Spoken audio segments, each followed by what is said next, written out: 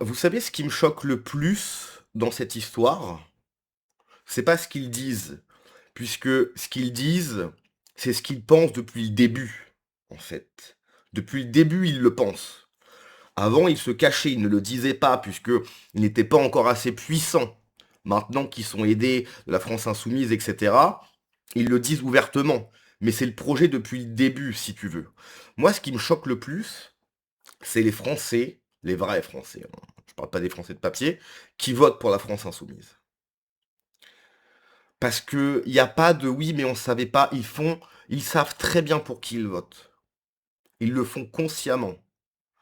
Tous ces Français, les vrais, hein, je rappelle, hein, je parle pas de la Nouvelle-France, je parle des Français, les vrais, qui votent pour la France insoumise, sont des traîtres, des dhimis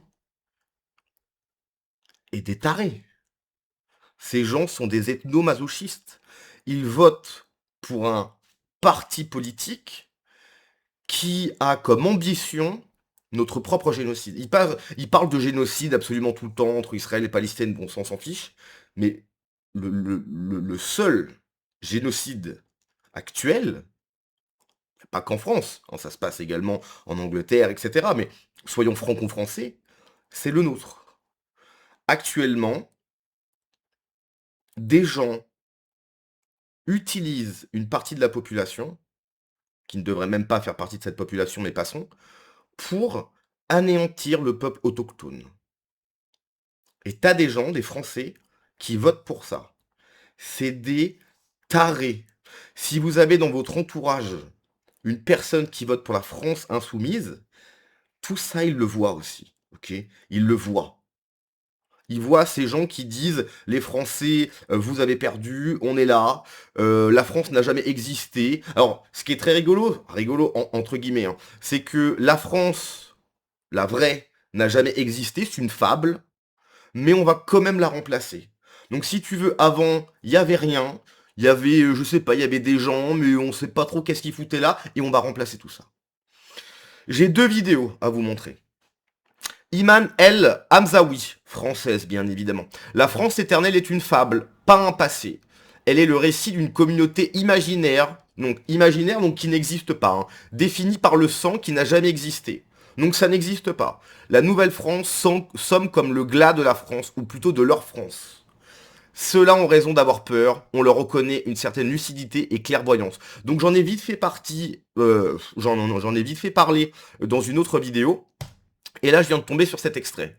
Yazid Harifi, français bien évidemment, contribuer à la chute de la citadelle occidentale, c'est notre tâche. C'est la tâche d'un éventuel pouvoir insoumis. Désoccidentaliser la France donc, voilà notre priorité politique. Faire en sorte que la France ne soit plus européenne, c'est-à-dire blanche. Atlas Rouge, j'imagine que c'est le gars. Voilà. Est un activiste radical, cofondateur et directeur de l'école démocratique de Paris, issu de HEC Paris. Il a choisi de consacrer sa carrière à la promotion, à l'activisme politique radical dans la mouvance indigéniste et post-coloniale. Entrepreneur d'une école de formation, il propose un modèle où l'enfant est roi, où l'histoire nationale est déconstruite et où la parole de l'immigration post-coloniale doit primer sur le cadre commun. Sous les discours d'émancipation et de liberté d'apprendre, on retrouve la même logique que chez d'autres figures de cette mouvance: essentialisation identitaire, victimisation permanente et rejet de la France. Dans un pays normal, les discours que tiennent ces personnes, ok, d'échéance de nationalité sur le champ, il n'y a pas de oui sur le champ, d'échéance de nationalité renvoie dans le pays d'origine. Point barre, avec toute la famille, bien évidemment, parce que le regroupement familial, ce n'est pas que dans un sens, hein. Donc toute la famille repart. Ça, c'est dans un pays normal. Moi, si demain, je tiens ces propos-là au Vietnam, par exemple, là, dans même pas 24 heures, les flics, ils sont chez moi, si tu veux. Et je dégage. Et c'est normal. C'est normal qu'ils me dégagent. On est en France. Et tout ça, aucune condamnation. Rien du tout. Ces personnes ne risquent rien. Parce que la République française actuelle valide tout ça. Il le valide. Mélenchon s'en sert comme électorat pour gagner, mais la République française, les gouvernants qui se succèdent, ont choisi la Nouvelle-France. Ils l'ont choisi. Première vidéo.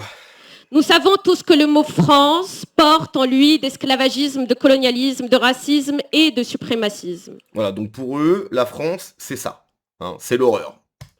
Sur la Nouvelle-France. Alors, la Nouvelle-France, il suffit simplement d'évoquer le sujet pour que le débat s'emballe, pour que les critiques fusent et que les verdicts tombent. Je pense qu'il est plus opportun de répondre à la question « Qu'est-ce que la Nouvelle-France ?» en vous disant tout d'abord ce qu'elle n'est pas. Je dis que la Nouvelle-France n'est pas un roman national en miroir de la France éternelle. Non, c'est des colons, effectivement, c'est des colonisateurs. Cette dernière est une fable, pas un passé. Elle est le récit d'une communauté imaginaire définie par le son qui n'a jamais existé, tandis que la Nouvelle-France part des réalités concrètes actuelles. Donc, il faut bien comprendre, tu as une personne qui n'est pas française sur le territoire en France qui dit aux Français, vous n'existez pas. 1000 ans d'histoire, de culture, de tradition, de religion, vous n'existez pas. Voilà, vous n'avez jamais existé. C'est hallucinant d'entendre des mots pareils. C'est hallucinant. Elle n'est même pas française. Et sur notre sol, elle vient nous dire, vous n'existez pas. Ces gens nous colonisent. Leur projet est simple, notre éradication. Ces gens souhaitent nous éradiquer. Ils le disent sur notre territoire. Et ces gens sont protégés par la République. C'est hallucinant. Plus encore, la France éternelle est projection dans un passé fantasmé, la Nouvelle-France est projection dans un avenir possible. Je dirais que l'extrême droite lutte contre le nouveau pour conserver le chancelant. La Nouvelle-France est l'expression du nouveau pour briser les résistances qu'il rencontre dans son développement. Pour les plus... Le développement de la colonisation. Je rappelle, nous sommes colonisés. Actuellement, nous sommes colonisés. Habiles, la Nouvelle-France serait un concept identitaire et essentialisant. Ils oublient qu'en décrétant que la Nouvelle-France était un déni de la France, ils définissent du même geste la France comme une identité transhistorique, une culture immuable. En somme, ils l'essentialisent. Car une culture qui ne change pas est une culture morte. Pour les plus grossiers... Alors ça marche qu'en France. Hein. En Algérie, il n'y a pas de problème. Ils n'ont pas besoin de changer de culture. Japon, non, c'est qu'en France. En France, voilà, votre culture, c'est-à-dire nous, ce que nous sommes, on doit changer. Voilà, bien sûr. La Nouvelle-France sonne comme le glas de la France, ou plus précisément de leur France. Celle dont ils jouissent exclusivement, qui est leur seul titre de gloire, et où les droits se mesurent à la profondeur des racines familiales dans le sol hexagonal. Ceux-là ont raison d'avoir peur et on leur reconnaît une certaine lucidité et clairvoyance. Leurs cris sont les soupirs de ceux qui voient leur hégémonie flétrir. Nous devons faire voler en éclats l'illusion de la fatalité et dévoiler la conflictualité de la société par l'instauration d'un clivage horizontal entre eux et nous. Ces gens nous haïssent, ok ? Il faut garder ça à l'esprit. Ces gens nous haïssent au plus haut point. Ils souhaitent nous éradiquer. Ces gens doivent partir. On ne peut pas cohabiter avec des gens qui nous haïssent à ce point. Ils doivent partir par tous les moyens. Et c'est pas nouveau. Hein. Je rappelle que ça fait... Parce que c'est pas nouveau. Ça fait 1400 ans que leur civilisation souhaite coloniser l'Europe. Ils ont colonisé l'Espagne pendant 6-7 siècles. Je sais plus. 6-7 siècles, ils ont colonisé l'Espagne. Ils sont rentrés en France. Charles Martel a dit non, ça repart. Ils sont repartis. Maintenant, il n'y a plus de Charles Martel. Il y a des Macron, il y a des Mélenchon. Donc du coup, voilà, pépouze. Ils doivent repartir tous, 100%. Leurs volontés sont beaucoup trop néfastes. Ils souhaitent nous éradiquer. C'est leur souhait. Ils le disent publiquement. C'est depuis le début. Ça fait 1400 ans qu'ils souhaitent cela. 1400 ans. Et maintenant, ils sont là. Ils doivent repartir. Camarades, collègues, amis, frères, sœurs de lutte, je vous parle dans un contexte qui est celui, je pense, d'une bascule civilisationnelle. Nous vivons la fin d'un monde, celui que l'Occident s'est employé à bâtir au cours des 5 derniers siècles. Que font les sociétés occidentales, et en particulier la française? Elles se raidissent, elles se rabougrissent, elles se replient sur le socle racial, le socle national, le socle martial. Une fuite en avant qui est autoritaire et raciste chez nous, et qui prend déjà la forme de... Donc, ce qui est dingue, hein, ils nous colonisent. On dit, bah non, en fait, non, vous allez pas nous coloniser. Ils se posent en victime et on est soi-disant raciste. Hallucinant. La guerre généralisée, voire du génocide, l'ambition des puissances vieillissantes et de leurs élites tient aujourd'hui en une phrase, une expression. Sauver les meubles. Préserver coûte que coûte la place de la blanchité en première classe. Bah ouais, des blancs en Europe, c'est pas... oui, l'Europe est un continent de blancs, ouais. Ouais, c'est comme ça. Comme en Afrique noire, bah c'est des personnes noires. Ça me choque pas, moi. C'est normal. Sur un Titanic humain qui est déjà en train de chavirer. C'est dans ce monde crépusculaire qui dégage une forte odeur de générique de fin qu'interviendrait une éventuelle victoire de Jean-Luc Mélenchon. Il nous appartient à tous, ici et puis au-delà, de prendre conscience de ce que cela veut dire que de remporter une élection dans un tel contexte et de prendre les mesures de l'urgence qui va être la nôtre, à savoir celle de contribuer de manière décisive à la chute de Bali Bagayoko, le la meilleur. citadelle occidentale, de l'intérieur. C'est notre tâche. C'est la tâche d'un éventuel pouvoir insoumis. C'est cela le sens de notre combat, il me semble. Cesser d'être les complices d'un monde à l'agonie pour en devenir les fossoyeurs les plus déterminés. Désoccidentaliser la France, donc. Voilà notre priorité. Désoccidentaliser la France. Je ne sais pas si vous vous rendez compte de ce qu'il dit. Désoccidentaliser la France. Mais le remplacer par quoi, du coup, hein? Parce que si on retire quelque chose, c'est pour mettre quelque chose. La nature a horreur du vide. Donc désoccidentaliser la France, pour quoi mettre à la place? On se demande. Politique. À l'échelle de la nation, en France, il s'agit de joindre le geste égalitaire à la parole, en réhabilitant pleinement les héritiers de l'esclavage et de la colonisation. Oui, l'islam est une facette à part entière de l'identité française en 2026. Pas vraiment, quoi. Pas des masses.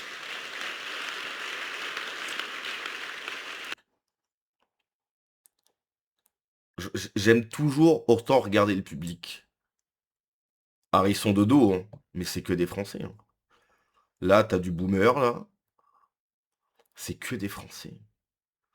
T'as un mec qui n'est pas français, qui est sur le territoire français, qui dit on va désoccidentaliser la France, on va vous remplacer, etc. On va détruire la France, et t'as des Français qui applaudissent. C'est des traîtres. Tous les gens là, c'est des traîtres. Des traîtres à leur nation. La honte sur eux. Et à ce titre, Bon, il y a aussi des gens qui sont pas très français. Hein. Mais si, regarde là, la plupart c'est des Français. c'est tout le logiciel La plupart c'est des Français. de laïcité islamophobe, producteur d'apartheid et de Islamophobe, bien sûr. Islamophobe. Oh oui, la France est islamophobe, bien sûr. stigmatisation qui doit être mise à bas et repensée pour que plus jamais dans ce pays, l'éviction des musulmans de l'espace public et de la vie publique en général ne puisse se donner des airs de combat progressiste, de libération de l'indigénat arriéré.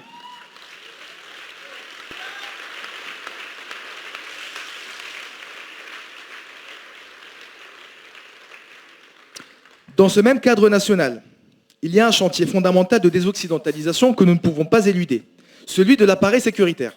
Il ne s'agit pas de réformer à la marge. Comme le dit d'ailleurs Jean-Luc Mélenchon lui-même, il s'agit de refaire la police et la doctrine de maintien de l'ordre de la cave au plafond sur une base entièrement décoloniale. Ça, je l'ai ajouté, évidemment, il ne l'a pas dit. Il est rigolo en plus. Il faudra qu'on lui souffle. Ça, c'est pour le dedans. Au-delà de nos frontières, la tâche est au moins aussi herculéenne, mais je pense que ça ne vous a pas échappé. À mon sens, elle tient en 3 mouvements. Il faut sortir de tous les organismes, les associations, les organisations, les dispositifs qui défendent la suprématie blanche. Toutes ces organisations qui fonctionnent comme des clubs de blancs, des clubs de riches, qui s'organisent pour préserver leurs privilèges.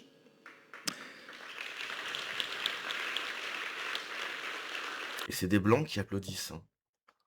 C'est des blancs qui applaudissent. C'est un changement de logiciel, dont le fondement est saisi par la fameuse formule de Thomas Sankara. Plutôt l'eau potable pour tous que le champagne pour quelques-uns. Et Dieu sait si un certain nombre de gens ici ne boivent pas d'alcool.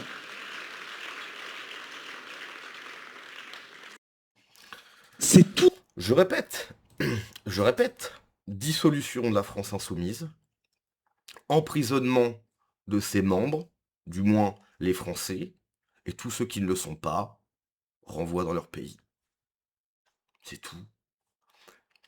Quand ces gens vont prendre le pouvoir en France, si rien ne se passe, hein, quand ces gens vont prendre le pouvoir en France, nous, Français, nous allons être éradiqués. C'est leur plan depuis le début. Tout est là. Les images sont là, on les entend. Ces gens ont la haine, ils nous détestent. Mais c'est une évidence. Ils le disent. Et c'était comme ça il y a déjà 10, 15, 20 ans. Mais là, ils sont en position de force. Quand ils vont arriver au pouvoir, et ça va arriver, parce que la bascule démographique est dans leur sens, ils vont nous éradiquer. Et on pourra pas dire, ah ben on savait pas. C'est tout.